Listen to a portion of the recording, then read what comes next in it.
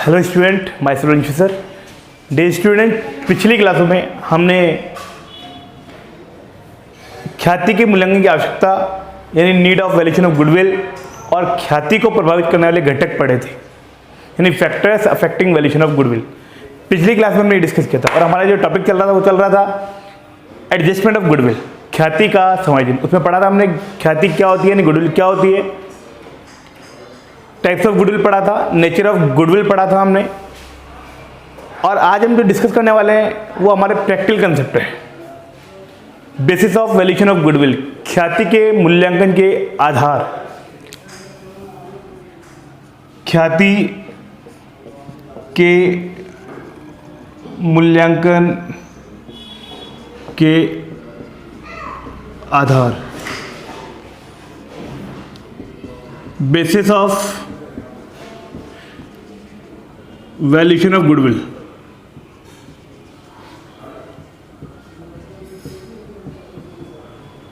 Basis of valuation of goodwill, ख्याति के मूल्यांकन के आधार। स्टूडेंट, गुडविल के वैल्यूएशन के तीन मेथड है। First one on the basis of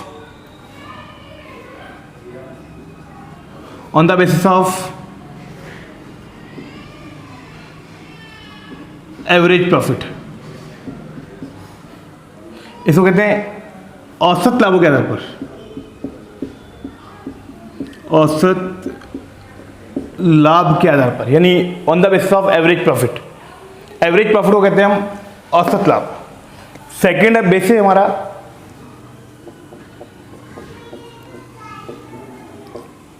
on the basis of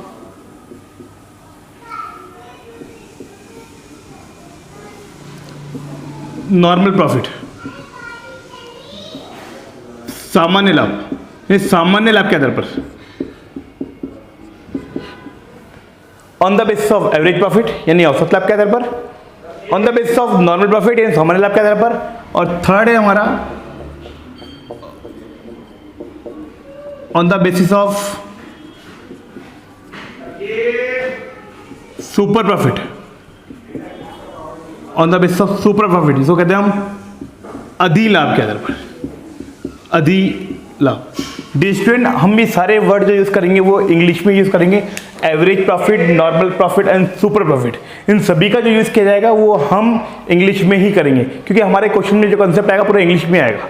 clear है? औसत लाभ, सामान्य लाभ और अधिलाभ, ये तीनों का मैंने आपको कंसेप्ट बता दिया है। अब इनको हम आगे कंटिन्यू इंग्लिश में ही यूज करेंगे। फर्स्ट पॉइंट रहेगा हमारा on the basis of average profit यानी औसत लाभों के आधार पर। अब एवरेज प्रॉफिट कैसे कैलकुलेट करते हैं उस पर हम डिस्कस करेंगे।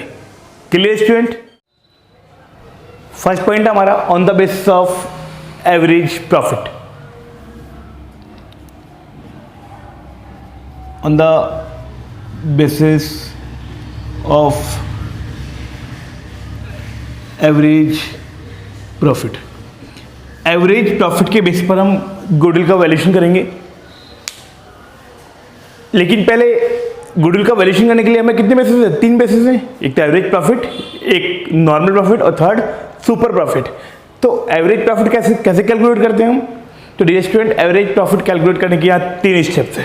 There are three steps for calculation of average profit. First one, step number 1, calculation of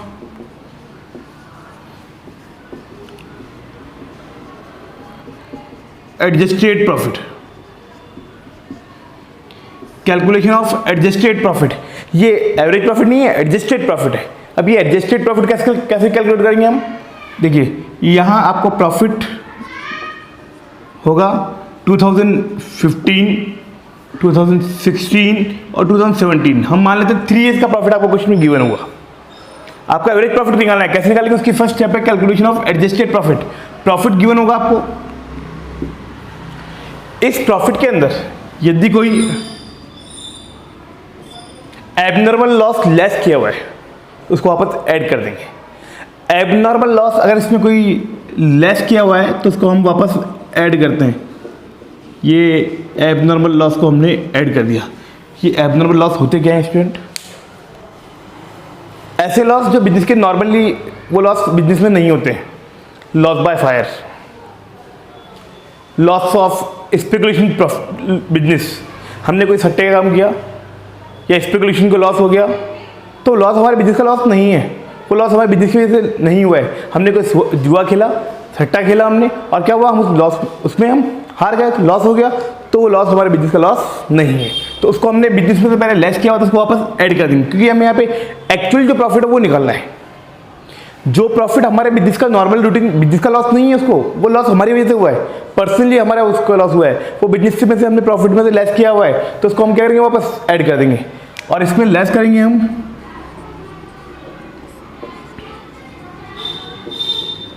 abnormal gain या एबनॉर्मल प्रॉफिट, इसको हम लेस कर देंगे। एबनॉर्मल गेन बोले तो प्रॉफिट फ्रॉम स्पेकुलेशन प्रॉफिट, यानी कोई स्पेकुलेशन प्रॉफिट हो गया, हमने कोई जुआ खेला और उससे क्या हुआ, हमको प्रॉफिट हो गया।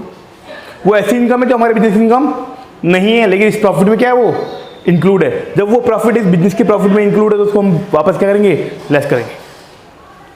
समझा स्टूडेंट? तो ऐसा प्रॉफिट जो हमारे बिजनेस का नहीं है, उस पर इंक्लूड है, तो उसको क्या करेंगे, हम लेस करेंगे। इंटरेस्ट फ्रॉम सिक्योरिटीज, हमने कोई सिक्योरिटीज में पैसा इन्वेस्ट किया हुआ है, उस पर क्या मिल रहा है, हमको इंटरेस्ट मिला, तो इंटरेस्ट जब हमको इससे रिसीव हो रहा है, तो इनकम तो है हमारी, लेकिन हमारे बिजनेस की इनकम नहीं है, तो इसमें वो ऐड किया हुआ था, उसको वापस लेस कर दिया।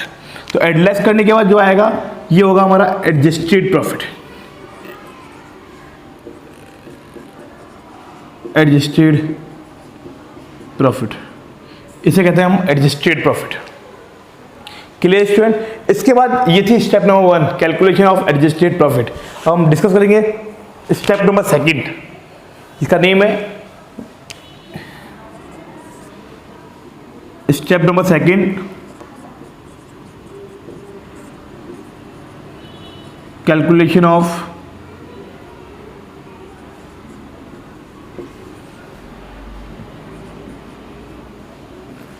Average profit.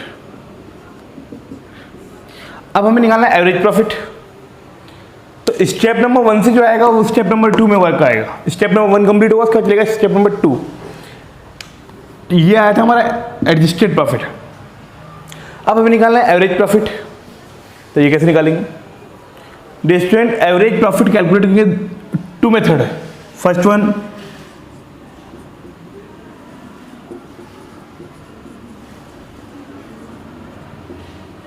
Simple average method, second weighted average method. Average profit calculate करेंगे, देयर आर 2 मेथड है यहाँ पे। फर्स्ट वन सिंपल एवरेज और सेकंड वन वेटेड एवरेज। कौन सा कब मेथड यूज करना है, ये कब यूज करना है, ये कब यूज करना है, उस पर हम डिस्कस करेंगे। आइए पहले हम डिस्कस करेंगे simple average method. Simple average method क्या कहता है स्टूडेंट? देखिए,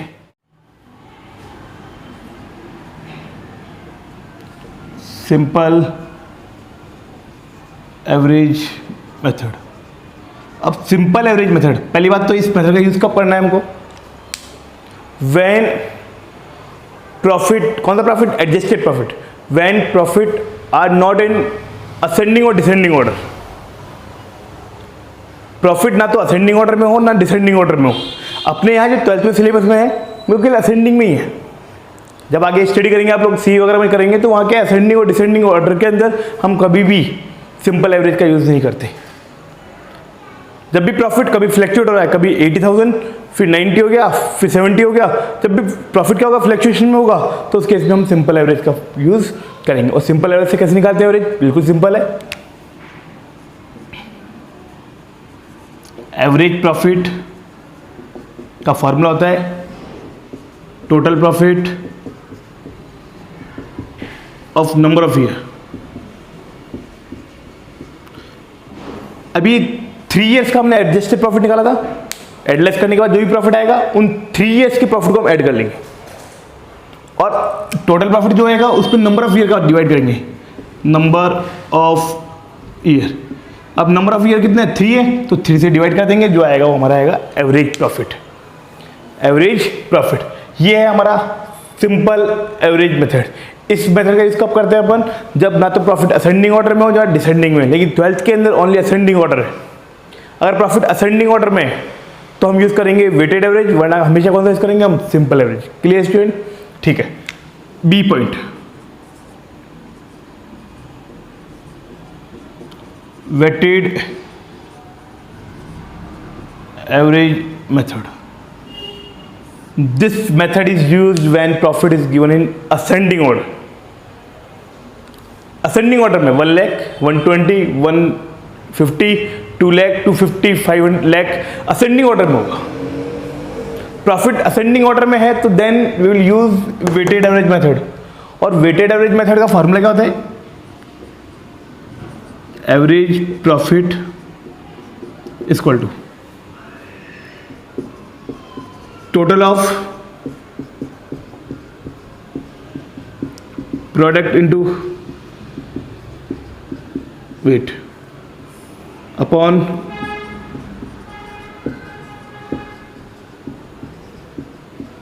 total of weight, total of product into weight। कैसे करेंगे हम? एक एग्जांपल लेते हैं हम छोटा सा। मान लीजिए आपको प्रॉफिट गिवन है, 4 ईयर्स का प्रॉफिट गिवन है, मान लीजिए 17, 18, 19, 20, ये 4 ईयर्स है। 4 ईयर्स का प्रॉफिट गिवन आपको 1 लाख, 120, 150 एंड 2 लाख। अब देखिए स्टूडेंट, यहाँ प्रॉफिट ये एडजस्टेड प्रॉफिट है। एडजस्टेड प्रॉफिट आया स्टेप नंबर 1 से। अब हमने देखा इस प्रॉफिट में असेंडिंग ऑर्डर में पहले 1 लाख, 1 से 120 हुआ, 150 हुआ, 2 लाख हुआ, बढ़ रहा है, इंक्रीज हो रहा है, तो यह है असेंडिंग ऑर्डर। डिसेंडिंग में क्या होता है? रिवर्स होता है। 2 लाख फिर 150 हो गया, फिर 120 हो गया, 1 लाख हो रहा है। यानी कोई जरूरी नहीं कोई इनका डिफरेंस इक्वल हो, ऐसा कोई रीजन नहीं है। सिंपली अगर बढ़ रहा है 1 लाख, 1,05,000, 1,50,000 कैसे भी हो, अगर असेंडिंग ऑर्डर में है तो हम यूज करेंगे वेटेड एवरेज मेथड। ये वेटेड एवरेज मेथड में क्या करते हैं हम, ये प्रॉफिट गिवन है, सिंपली बात है, कौन सा मेथड लगेगा? Weighted average. इसको हम मल्टीप्लाई करेंगे वेट से। इसको हमने वेट दिया, वेट होता है 1, 2, 3 एंड 4। अब करेंगे मल्टीप्लाई करेंगे, प्रोडक्ट करेंगे, ये आएगा प्रोडक्ट, ये है प्रॉफिट है स्टूडेंट, ये प्रोडक्ट नहीं है, ये है प्रॉफिट।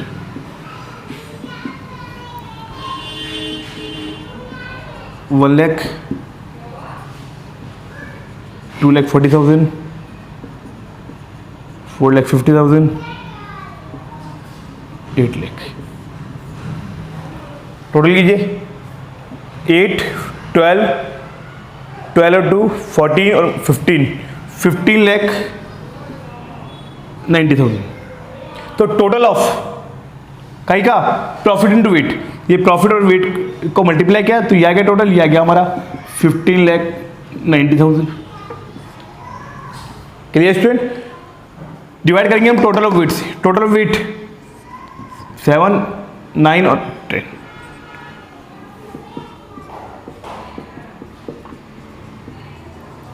$1,59,000। ये है हमारा वेटेड एवरेज मेथड। ये सिंपल एवरेज है और ये वेटेड एवरेज है। Clear student? अब हम करेंगे स्टेप नंबर 3, यहीं पे सॉल्व कर रहे हैं स्टूडेंट। स्टेप नंबर 3 क्या कहता है हमारा? मैंने कहा था सिंपल एवरेज, हमने डिस्कस किया था कि एवरेज प्रॉफिट निकालेंगे 3 स्टेप है। First one calculation of adjusted profit, second है calculation of average profit and third है हमारा स्टेप। देखिए स्टूडेंट, सेकंड स्टेप में एवरेज प्रॉफिट निकालने 2 मेथड है, सिंपल एवरेज और वेटेड एवरेज। दोनों में से एक मेथड यूज होगा, या तो ये वाला होगा या फिर ये वाला होगा। इस मेथड का यूज कब करेंगे? जब प्रॉफिट असेंडिंग में होगा। हमेशा इन असेंडिंग के अलावा जो भी कंडीशन होगी सब टाइम होगी सिंपल एवरेज में। क्लियर है? Step number 3 calculation of actual average profit. Calculation of actual average profit. ये एक्चुअल एवरेज प्रॉफिट कैसे निकालते हैं? ये निकल के आएगा स्टेप नंबर 2 के बाद। देखिए स्टेप नंबर 1 का जो सॉल्यूशन था वो स्टेप नंबर 2 में काम आया, स्टेप 2 का जो आंसर आएगा वो स्टेप 3 में काम आएगा। जो भी एवरेज प्रॉफिट आएगा स्टेप नंबर 2 से, जो भी एवरेज प्रॉफिट आएगा, चाहे सिंपल लेवल से निकालो चाहे वेटेड से निकालो, जो भी आएगा उसमें हमें क्या करना है, लेस करना है। लेस इसमें और भी बहुत सारे आइटम होते हैं, लेकिन हमारी जो 12th में सिलेबस में है वो इतना ही है कि जो भी आएगा एवरेज प्रॉफिट उसमें लेस करेंगे only partners remuneration. Partners remuneration, अगर हमने पार्टनर्स को कोई रेम्यूनरेशन पे किया है, क्वेश्चन में गिवन है कि पार्टनर्स को इतना सैलरी देना है, पार्टनर्स को इतना रेम्यूनरेशन देना है, तो जो भी रेम्यूनरेशन क्वेश्चन में गिवन होगा उसको लेस कर देंगे एवरेज प्रॉफिट में से, और लेस करने के बाद जो आएगा वो कहलाएगा हमारा एक्चुअल एवरेज प्रॉफिट। ये हुआ हमारा फर्स्ट कंडीशन कंप्लीट, या फर्स्ट बेसिस कंप्लीट हुआ एवरेज प्रॉफिट। हमने कहा था एवरेज प्रॉफिट निकालने के 3 स्टेप है स्टूडेंट, वेरी वेरी इंपॉर्टेंट, सबसे इंपॉर्टेंट एवरेज प्रॉफिट ही है। बाकी 2 पॉइंट तो अभी complete with in 5 minute complete हो जाएंगे। ये देखिए हमने भी डिस्कस किया था एवरेज प्रॉफिट निकालने के 3 स्टेप है। First one calculation of adjusted profit, second था हमारा calculation of average profit, and third था हमारा calculation of actual average profit. अगर पार्टनर्स रेम्यूनरेशन होगा तो लेस होगा, वरना नहीं होगा। स्टेप नंबर 2 पे ही क्वेश्चन कंप्लीट हो जाएगा। Clear student? सेकंड पॉइंट है हमारा on the basis of normal profit. Second point है student on the basis of normal profit. ये नॉर्मल प्रॉफिट कैसे निकालते हैं? नॉर्मल प्रॉफिट निकालने का फॉर्मूला होता है हमारा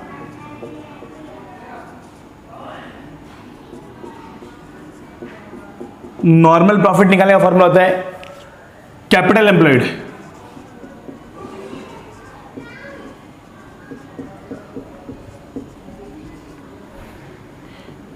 अपॉन NRR, इसको बोलते हैं normal rate of return into 100। NRR की फुल फॉर्म होती है student normal rate of return. Normal rate of return का मतलब होता है, इसको हिंदी में हम यूज करते हैं सामान्य प्रत्याय की दर, और कैपिटल एम्प्लॉयड को कहते हैं हम क्या, विनियोजित पूंजी। कैपिटल एम्प्लॉयड को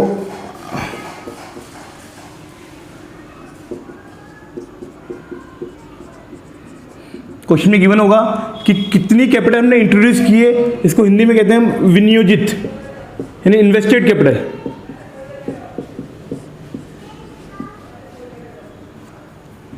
कई बार स्टूडेंट कहता है सर कैपिटल एम्प्लॉयड का मीन क्या होता है, जितना कैपिटल हमने इन्वेस्ट किया है, इन्वेस्टेड कैपिटल। और ये कहते हैं NRR normal rate of return, इसको हिंदी में कहते हैं हम सामान्य प्रत्याय की दर। हिंदी मीडियम वाले स्टूडेंट कई बार पूछ लेते हैं सर ये क्या है, तो मतलब एक्चुअली स्टूडेंट ये हमारे दोनों ही मीडियम के लिए है, हमें ये सब क्वेश्चन इंग्लिश में ही सॉल्व करने हैं, आगे जो कंसेप्ट आएंगे सब इंग्लिश में आएंगे। Clear student? ये है हमारा विनियोजित पूंजी। क्लियर है? कैपिटल एम्प्लॉयड क्वेश्चन में गिवन होगा, NRR क्वेश्चन में गिवन होगा, इंटू 100 किया हमारा आंसर आ जाएगा। ये हो गया हमारा step number 3 complete. Step sorry point number 2 complete on the basis of normal profit. अब हम डिस्कस करेंगे थर्ड बेसिस हमारा on the basis of super profit. On the basis of super profit. अब ये सुपर प्रॉफिट कैसे निकालते हैं? Super profit निकालने के हमारे कैसे निकलता है, पहले इसका एक बार फॉर्मूला देखिए स्टूडेंट। एक्चुअली इसकी डेफिनेशन क्या होती है सुपर प्रॉफिट? सुपर प्रॉफिट जो होता है यानी excess of average profit upon normal profit, यानी एवरेज प्रॉफिट नॉर्मल प्रॉफिट से जितना ज्यादा होगा, जितना एक्सेस होगा, वही क्या कहलाएगा हमारा सुपर प्रॉफिट। फॉर्मूला होता है इसका सुपर प्रॉफिट। इसको हिंदी में हम वर्ड यूज करते हैं अधिलाभ, इंग्लिश में ही वर्ड यूज करना है सुपर प्रॉफिट। सुपर प्रॉफिट का फॉर्मूला होता है हमारा क्या, फर्स्ट जो हमारा बेस पढ़ा था वो पढ़ा था हमने एवरेज प्रॉफिट कैसे निकालते हैं। जो भी आंसर वहां से आएगा वो लेंगे एवरेज प्रॉफिट कितना आया, average profit minus normal profit. Average profit first formula basis था हमारा, सेकंड था हमारा नॉर्मल प्रॉफिट, यानी एवरेज प्रॉफिट माइनस करेंगे नॉर्मल प्रॉफिट तो क्या आएगा हमारा सुपर प्रॉफिट। यानी सुपर प्रॉफिट का क्वेश्चन सॉल्व करने के लिए हमारे पहले के दो बेसिस जो है वो क्लियर होने चाहिए, एवरेज प्रॉफिट और नॉर्मल प्रॉफिट। जब तक हमको एवरेज प्रॉफिट और नॉर्मल प्रॉफिट कैलकुलेट करना नहीं आएगा तब तक हम सुपर प्रॉफिट की कैलकुलेशन नहीं कर पाएंगे। ये थे हमारे तीन basis, first one on the basis of average profit, second on the basis of normal profit और on the basis of super profit. तीन बेसिस थे। अब हम बात करेंगे valuation of method of valuation of goodwill. Method of valuation of goodwill, goodwill के valuation की कितनी विधियां हैं, कितने मेथड हैं, उस पर हम डिस्कस करेंगे। Clear student? Method of valuation of goodwill, अभी हमने पढ़े थे वैल्यूएशन के बेसिस पढ़े थे, गुडविल के वैल्यूएशन के बेसिस पढ़े थे। ये है मेथड, यानी कितनी विधियां हैं, गुडविल के वैल्यूएशन की विधियां कितनी हैं, कितने मेथड हैं। There are 3 important method. First one number of purchasing year method, इसको हिंदी में क्या कहते हैं वो देख लीजिए।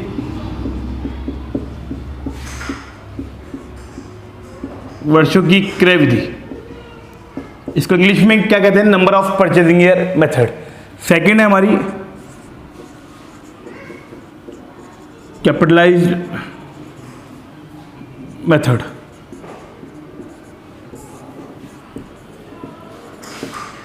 इसको हिंदी में कहते हैं हम पूंजीकरण विधि, कैपिटलाइज्ड मेथड। Clear student?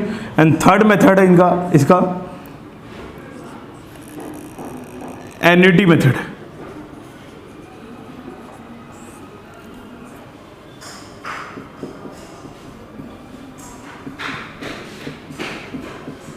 वार्षिक विधि, एन्युटी मेथड।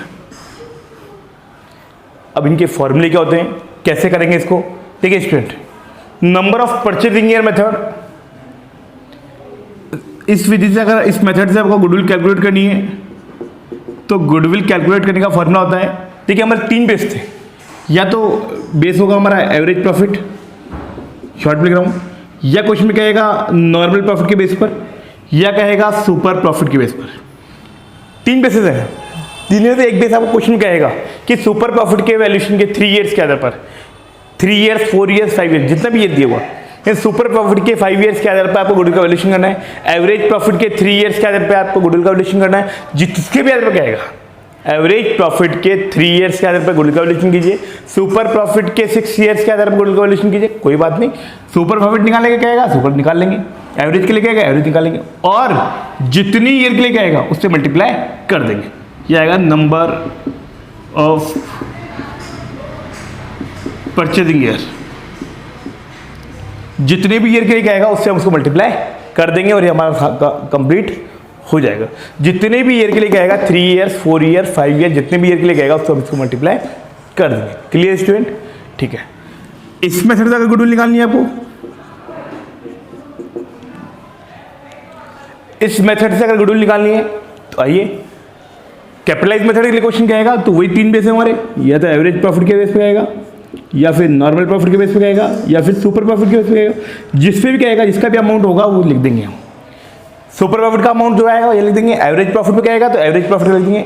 उसमें क्या करते हैं, मल्टीप्लाई करते हैं, इसमें हम डिवाइड करते हैं, कैसे, NRR normal rate of return से डिवाइड करते हैं और इनटू 100 करते हैं, जो आएगा वो आएगा हमारा आंसर कैपिटलाइज मेथड से, उसे कहेंगे हम गुडविल। क्या कहेंगे उसको हम? गुडविल। अगर ये गुडविल हमने कैलकुलेट किया किससे? एवरेज प्रॉफिट से।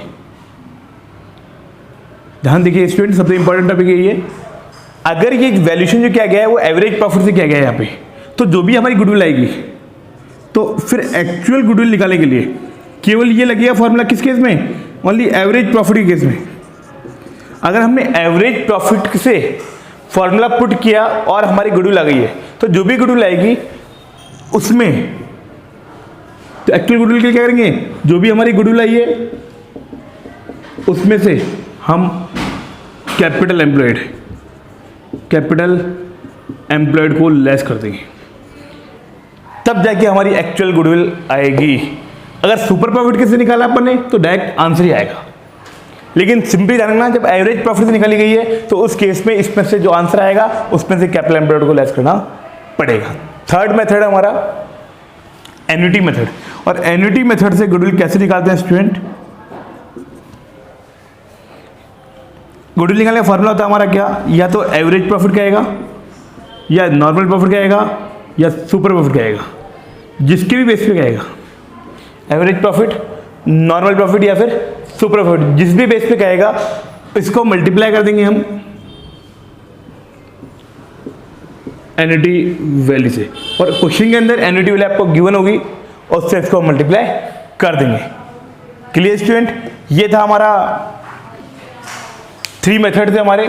First one number of purchasing method, second capitalize method, और थर्ड है हमारा एन्युटी मेथड। Clear student? जय हिंद, जय भारत।